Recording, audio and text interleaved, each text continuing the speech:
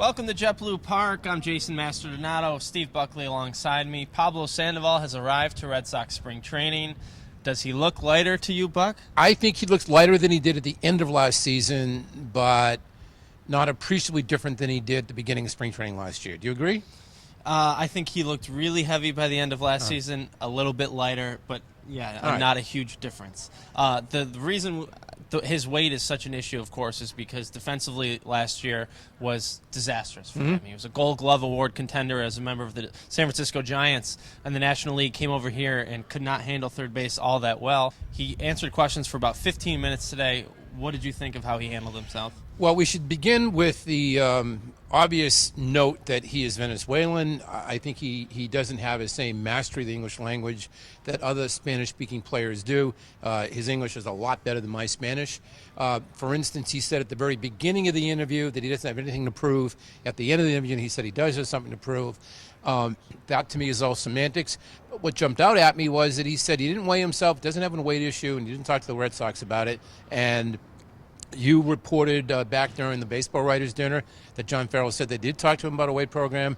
John Farrell reiterated that point this morning. So a lot of flip-flopping. A lot of flip-flopping on the weight issue, and I think we're right back to where we started last year. I think Sandoval goes into this season with Red Sox fans being rightly concerned about what they're getting for their entertainment dollar when they buy tickets to Fenway Park. They say, great ballpark, great team, great tradition, great atmosphere, but they need to have a better third baseman than they had last year. Jackie Bradley Jr. is probably going to be the everyday center fielder.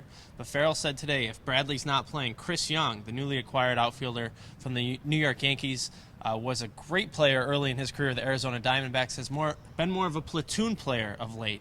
Could slide into center field. Do you want to see Jackie Bradley Jr. playing every day and get a shot at this thing? Or do you think you go with the platoon matchup and let Bradley sit against lefties? Well, maybe some lefties.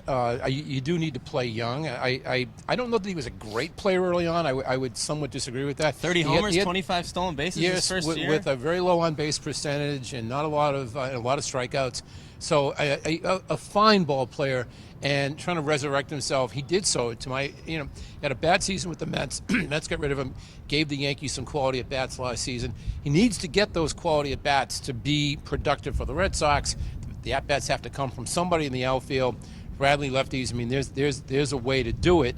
But I don't want Bradley, I don't want him moved around. I don't want Mookie Betts moved around. I kind of like to see them keep the outfield that they have, which is Rusney in left, Betts in right, and Jackie in center, and let Young do the moving around rather than those guys. Right, and Mookie's going to stay in right, Farrell said, so that'll probably be a cemented position for Mookie. Jackie, of course, hit .306 against lefties last year, so you're taking out a guy who did pretty well against him, albeit in a small And you know how I like Jackie. He is my, I don't want to say favorite Red Sox player, but in terms of the artistry of baseball and a guy playing his position at a very high level, Jackie Bradley in center field all by himself is worth the price of admission to Fenway. Right, so hopefully he'll be in the lineup frequently.